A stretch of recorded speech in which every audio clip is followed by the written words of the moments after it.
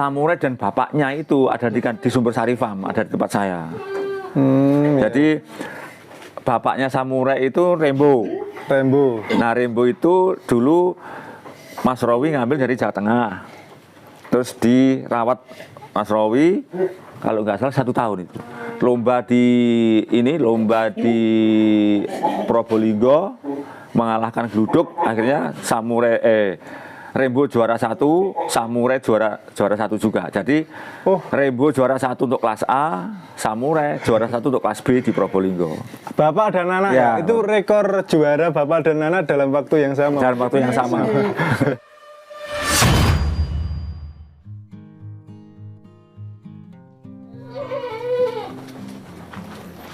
Bismillahirrahmanirrahim. Assalamualaikum warahmatullahi wabarakatuh. Para peternak Indonesia. Kali ini sahabat sapi dolan lagi. Spesial ini di kandang legend. Kandangnya di mana dan pemiliknya siapa, nanti langsung kita tanya-tanya. Assalamualaikum, Mbak. Waalaikumsalam warahmatullahi wabarakatuh. Iya, Pak. Ini saya dari sahabat sapi. Hari ini mau izin tanya-tanya sambil keliling kandang, bisa nggak, Pak? Monggo Mas, monggo silakan. Monggo. Nah, ini kemarin tadi kan diantar Pak Bagio. Iya. Belum tahu Pak, saya kan juga masih baru. Mungkin perkenalan dulu mungkin Pak buat para subscriber sahabat sapi. Nama, alamat, nama kandang, alamat sama nomor HP. Pak. Nama saya Muhammad Rauf. Alamat saya Desa Purwodadi, Kecamatan Ringrejo, Kabupaten Kediri. Nomor HP saya 081 335 109 372. Jadi saya mulai beternak kambing Etawa itu mulai tahun 92. 92 berarti udah. Ya lumayan puluhan tahun lumayan ya, lama lah. Iya. Jadi dulu juga kami awalnya juga belum berpikir tentang tentang seni genetik, tapi pada akhirnya kami dengan berjalannya waktu ternyata saya ingin beternak yang kambing ada genetiknya, gitu, yang artinya genetik yang jelas. Gitu. Apa kalau di Etawa mungkin familiarnya Luri itu ya, Pak? Mungkin. Nah, kalau di Etawa familiarnya itu Luri. Gitu, ya, Luri. Kalau di medis kan genetik. Ya. Kalau di apa ya? Di kambing. Di agama kan nasab ya itu. Oh iya Pak. Nah, agama itu nasab itu. Jadi saya lebih cenderung ke situ. Berarti mulai tahun 92 itu langsung di kambing PE atau kambing apa dulu gitu Pak? Ya pada waktu itu kambingnya ya Etawa. Jadi bukan PE, kami dari Etawa. Dulu saya awalnya itu dari Ponorogo.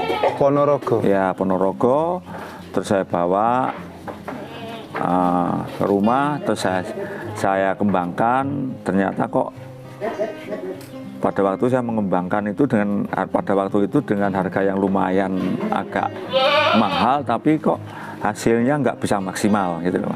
Tahun dulu berapa Pak? Dulu baru tahun 92 itu. Tahun 92 itu kalau kambing Jawa itu gede. Iya. Gede besar, pokoknya sudah siap untuk disembelih, untuk korban itu. Iya. Harganya pada waktu sekitar 40.000 sampai 60.000 ya, masih segitu. Iya. Tapi ketika itu saya beli kambing dari yang Etawa, yang di dari Ponorogo, dari Tulungagung itu pada waktu itu sudah harga di atas 100.000. Ada 240, ada yang 300. Udah 2 sampai 3 kali lipat ya Pak? Iya, udah berkali-kali lipat. Iya. 5 kali lipatnya harga kambing Jawa pada waktu itu. Iya.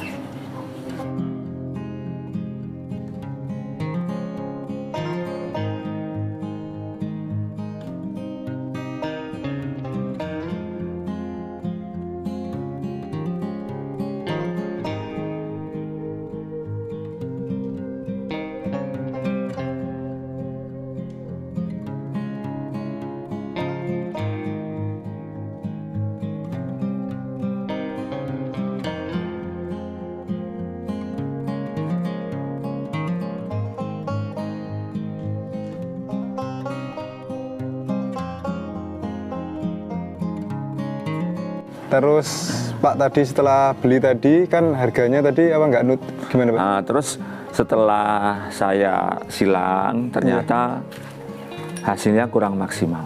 Yeah. Jadi artinya karena memang pada waktu itu saya belum mengerti tentang luri gitu. Yeah.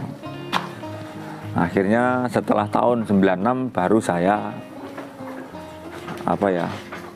baru saya mengerti tentang perjalanan kambing tawar dan luri. Akhirnya saya menelusuri luri dan saya mendapatkan juga pada waktu itu juga dari Kali Gesing. Oh langsung dari Kali Gesing ya Pak ya? Cuman yang pada waktu itu dari Kali Gesing, terus yang beli itu teman saya dari Ponorogo.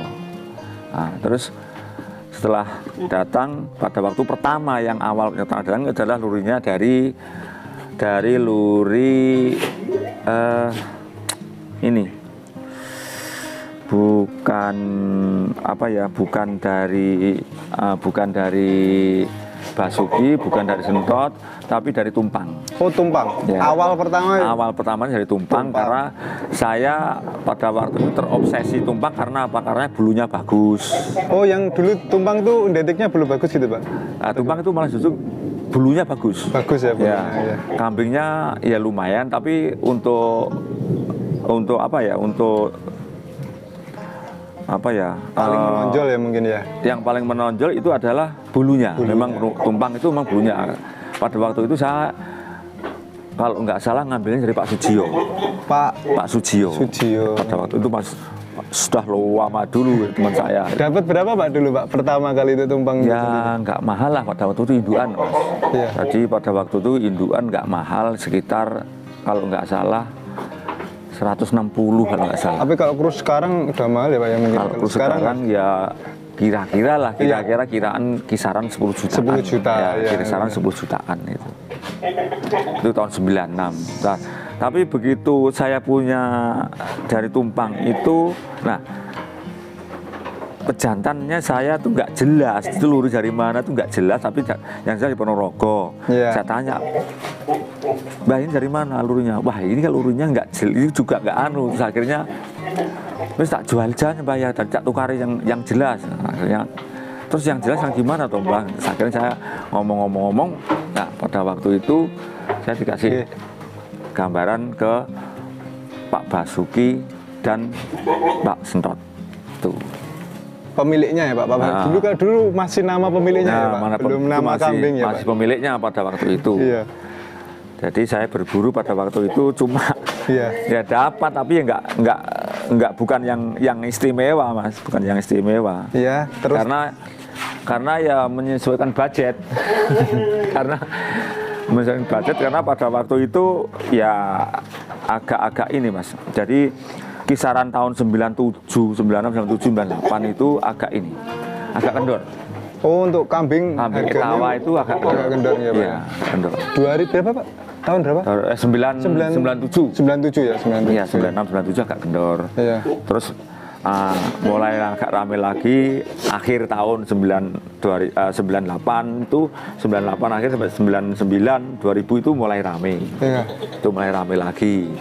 Terus sampai tahun 2002. Nah, setelah 2002 itu agak biasa, itu perjalanan kambing tawa seperti itu. Dari dulu saya amati itu perjalanan naik turun gitu. Jadi ya emang itulah, nanti memang pasarnya kambing seni seperti itu. Terus dari tadi kan jantannya jadi apa Pak tadi? Jadi Basuki ya Pak tadi? Tadi pada waktu itu dari Pak Basuki saya ngambil satu, cuman ya pada waktu saya ngambilnya masih umur 8 bulan. Iya. Tapi kambingnya ya lumayan Mas pada waktu itu. Akhirnya saya berkembang dan mulai saat itu saya baru secara intens itu memproduksi kambing tawa. Kalau yang di sini yang katanya legend itu gimana Pak? Apa Pak? Samurai. Ya, itu samurai dari ciptaan sendiri atau memang dulu beli Pak? Enggak, samurai itu awalnya juga dari Purworejo. Iya. Jadi teman saya beli dari Purworejo. Setelah dibawa ke sini kira-kira pada waktu itu umur sekitar kelas C ya? Oh, udah non poel, kelas C kelas C ya, masih belum poel. Itu akhirnya kami beli pada waktu itu. Iya Pak. Jadi pada waktu itu kalau nggak salah 2009 apa ya, itu Samurai itu harganya 65 juta. Kalau sekarang ya udah nggak tahu, pada waktu itu kelas B kontes di Jeporo ya. Itu kalau nggak salah ditawar 450 pada waktu itu. 450 zaman dulu loh Ya, Pak. masih Samurai kelas B. Yang terakhir kemarin Fantastis kan belum segitu ya Pak ya? Ya. Ini malah jauh tahun yang udah Ya. lama banget. Itu juara B udah milik Pak Kotop ya? Sudah ya? Iya, sudah. Itu sudah di Sumber Sari Farm itu. Oh, Jadi di Sumber Sari sejak kelas C. sejak kelas C Ya, tadi kelas C. dapetin 65. Ya, 65. Dengan harga segitu kenapa Pak dulu nggak dilepaskan Pak untuk Samurai sendiri? Ya karena kami ingin jangka panjangnya Samurai itu dikembangkan untuk disilang dengan induan-induan. Terus kami dapat anak-anak dari keturunan Samurai itu. Jadi memang tidak saya lepas karena memang ingin dikembangkan dulu di kandang. Gitu.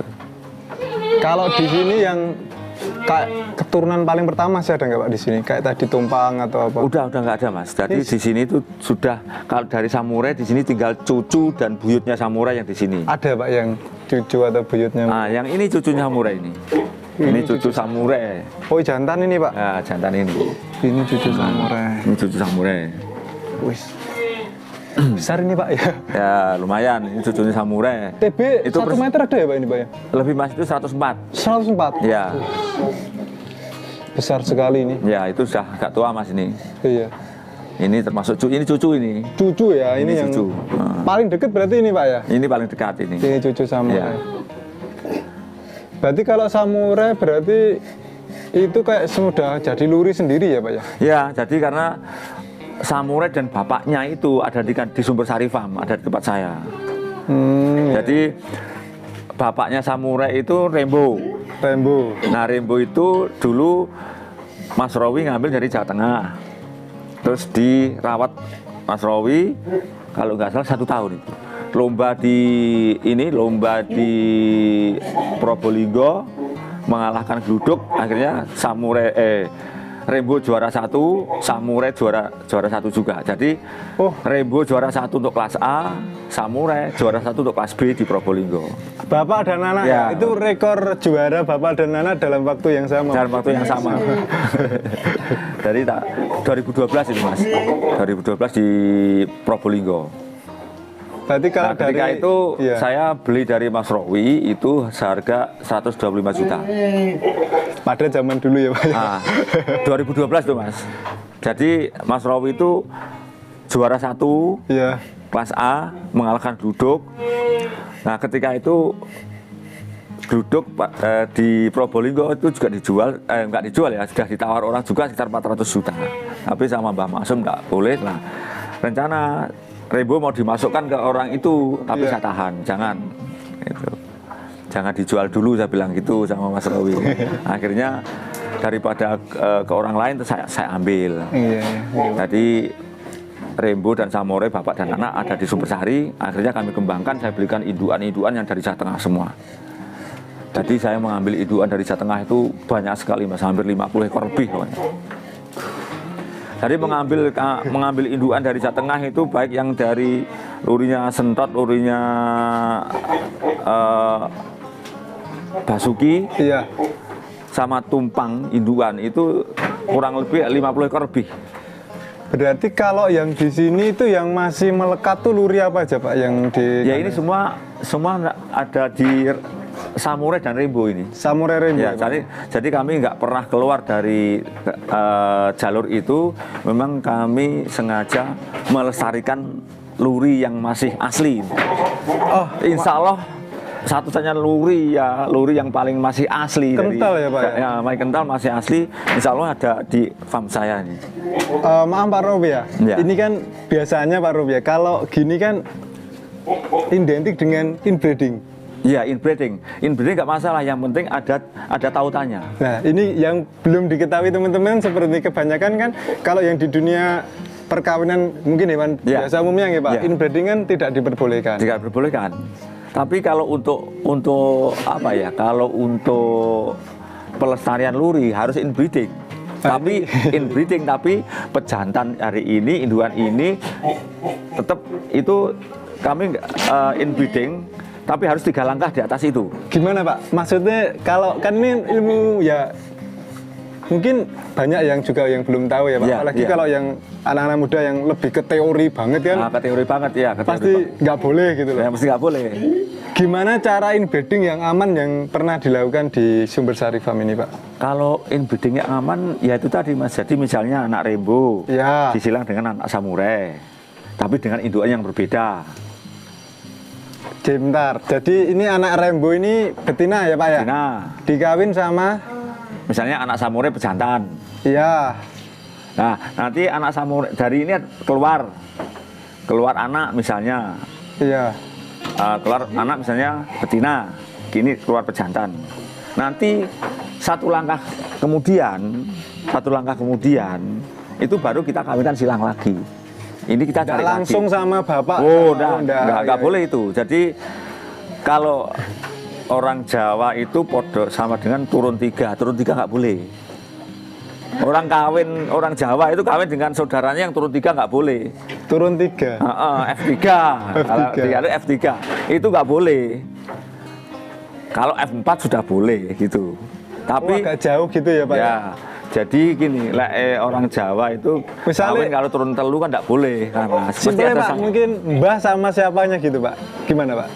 Kalau di kayak mbah, bapak, atau buyut sama anak gitu, itu yang boleh gimana Pak? Misalnya, bolehnya buyut sama anak atau? Boleh, buyut sama anak itu boleh, nggak apa-apa. Tapi cuman harus indukan ini sudah melewati 2 indukan. Gini. Harus melewati 2 indukan.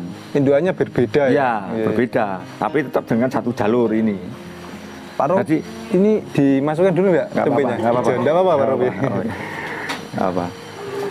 Jadi inbreeding itu sah-sah saja, yang penting kita harus tahu recordingnya. Kalau nggak tahu recordingnya, ya kalau inbreeding terlalu dekat itu yang contoh yang terjadi adalah cacat. Karena kan memang saya juga baca ya Pak Rob ya, inbreeding itu bisa menyatukan gen baik dan juga bisa menyatukan gen buruknya. Gen buruk ya, betul. Misalnya gen baiknya bulu. Bulu kalau bagus disilangan akhirnya tambah bagus. Tapi kalau dikawinkan dengan mungkin gen lain, akhirnya kan bulunya makin berkurang. Apa seperti itu Pak Rob?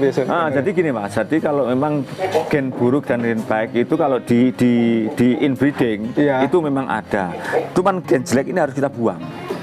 Tetap dibuang ya Pak ya? Tetap buang, karena apa? Mungkin terlalu dekat bisa. Mungkin pas bahannya kurang bagus misalnya seperti itu. Tetap ada seleksi ya Pak Rob? Tetap, tapi alhamdulillah selama ini saya pakai inbreeding. Alhamdulillah itu hasilnya ya aman-aman saja. Dan alhamdulillah tidak jauh dari ekspektasi saya. Bahkan ada yang melebihi dari ekspektasi saya. Gitu. Jadi seperti ini Mas. Jadi seperti ini. Kita lihat seperti yang bejantan ini. Enggak apa-apa tuh Pak Rob, ini hujan Pak Rob. Dikeluarin. Ini hujan. Nah ini misalnya jantan yang ini. Ini bapaknya yang itu tadi Mas. Bapaknya yang cucu samurai. Nah, cucu samurai. Iya. Nah, terus indukannya coba seperti ini. Induknya yang ini. Nah, indukannya hanya seperti ini. Iya. Sebenarnya indukannya ya sudah bagus loh Pak ya? Ya biasa aja kan. Kalau menurut saya kan biasa. Iya. Ya biasa saja, cuman genetiknya ada jelas itu. Lurinya. Lurinya kan jelas gitu. Ini apa Pak? Ini punyanya Sentot ini. Tadi Pak Sumar. Ini Pak Sumar. Tapi cuman dari kambing dari Pak Sumar dengan Pak Sentot sudah beda karakter. Kalau saya lebih cenderung ke Pak Sentotnya. Jadi yang saya ambil itu adalah kambing-kambingnya Pak Sentot semua. Jadi ini dari Pak Sentot ya Pak? Ya, induknya ini. Mbahnya ini. Ya. Berarti kayak tadi mbahnya kan ini tuh namanya Ratu. Ratu. Ya, Ratu itu insya Allah dari kelas dari kelas D sampai kelas C sampai kelas B sampai kelas, insya Allah itu selalu dapat juara 1, 2, 3, 1, 2, 3 induk mbahnya ini. Mbahnya ini. Ya. Sebenarnya Tapi betina. Bodinya juga udah panjang ya Pak ya? Untuk ya lumayan. Kalau kelebihan dari Sentot itu seperti ini adalah posturnya. Posturnya ya, lebih posturnya ke postur. Lebih ke postur. Karena kambing itu bagusnya kita lihat kalau pertama yang kita lihat adalah postur. Kalau telinga itu kan hanya hiasan. Postur ya Pak. Ya, postur di itu sini nomor memang 1 tetap postur. Kita lihat besar-besar sih Pak untuk posturnya ini. Untuk postur. Jadi kambing saya insya Allah untuk walaupun pejantan atau indukannya ya lumayan ini contohnya ini dan lumayan. Ini betina ya Pak betina. ya? Besar ini. Ini juga betina. Jadi seperti itu Mas. Jadi itu. Nah. Iya. Nah, mungkin nanti kita lebih ulas dalam ke video kita review materi ambil masuk gitu ya Pak ya? Iya Mas ya. Karena ini hujan teman-teman. Iya. Mungkin itu tadi sedikit sejarah ya Pak ya dari Sumber Sari Farm gitu Pak. Sumber Sari. Ya. Untuk di sini terah legendnya samurai, Rembo juga ya Pak dulu ya? Rembo ya. Jadi Rembo dan samurai. Iya. Rembo dan samurai. Jadi kalau mengatakan Rembo itu adalah kambing seni. Ya. Jadi kambing seni yang sejati seperti Rembo. Jadi kambingnya juga nggak besar, juga ya sedang, tapi kepalanya, telinganya, terus bulunya, gelambirnya, itu semua ada di situ. Jadi mereka tuh postur, ekor, gelambir, telinga, pasung itu saling mendukung. Kayak mungkin bisa dibilang keserasian itu ya Pak ya? Bukan. Kalau kita bicara seni itu nggak ada serasi. Ini maaf loh ya. Jadi iya. Kalau bicara seni itu nggak ada serasi. Seni itu nggak ada serasi Mas. Seni itu ya seni, serasi itu beda. Bedanya apa? Yang namanya seni itu abstrak. Kalau baris itu serasi, keserasian. Kalau seragam itu harus serasi kan gitu. Tapi kalau seni nggak bisa, karena seni itu abstrak. Jadi maksudnya gini, sampean dengan saya menilai kambing ini mesti berbeda, nggak mungkin sama, ya nggak? Oh iya Pak ya. Betul nggak? Sampean melihat lukisannya Avandi, antara sampean dengan saya mesti punya tafsiran yang berbeda. Itu yang seni ya Pak? Itu seni, itu yang seni seperti kalau itu. Kalau serasi seragam ya? Nah, kalau serasi itu seragam, keseragaman gitu. Jadi seni itu diambil dari satu-satu Mas. Dari kepalanya, kepalanya nyeni. Betul kepalanya nyeni, telinganya nyeni. Oh iya. Terus gelambirnya ini nyeni dan sebagainya. Itu seni Mas. Itu seni. Nah, kalau dari depan ke belakang diserasikan, itu bukan, itu sudah keluar dari seni. Kalau saya mengatakan seperti itu, makanya kita harus bedakan antara seni dengan keserasian. Seni itu abstrak. Masing orang punya penilaian masing-masing orang mempunyai penilaian yang berbeda. Itu. Tapi kalau benar-benar sesama orang seni, misalnya gitu Mas ya. Iya. Saya bener maniak seni, jenengan maniak seni. Menilai kambing pasti perbedaannya nanti sedikit sekali. Iya benar gitu. Pak. Jadi antara sampai dengan saya melihat kambing itu jangan kurangnya ndek gini Mas. Oh ya, bener. Itu. Iya. Jadi itu maniak seni seperti itu. Oke Pak Rob, kita habis ini kita review untuk jantannya satu persatu nggih Pak Rob. Iya Mas, iya, oke. Oke teman-teman, sekian untuk video tadi perkenalan dari Sumber Sari Farm nggih Pak Rob nggih. Ya, Sumber Sari Farm. Dulu lokasinya sebenarnya nggak di sini? Dulu sebenarnya nggak di sini karena di Sumber Sari sudah dibongkar, saya pindah ke sini. Oh ya, ini lokasi terbaru untuk Sumber Sari Farm di Kediri. Ikuti video selanjutnya kita review pejantan-pejantan di Sumber Sari Farm. Akhir kata, assalamualaikum warahmatullahi wabarakatuh.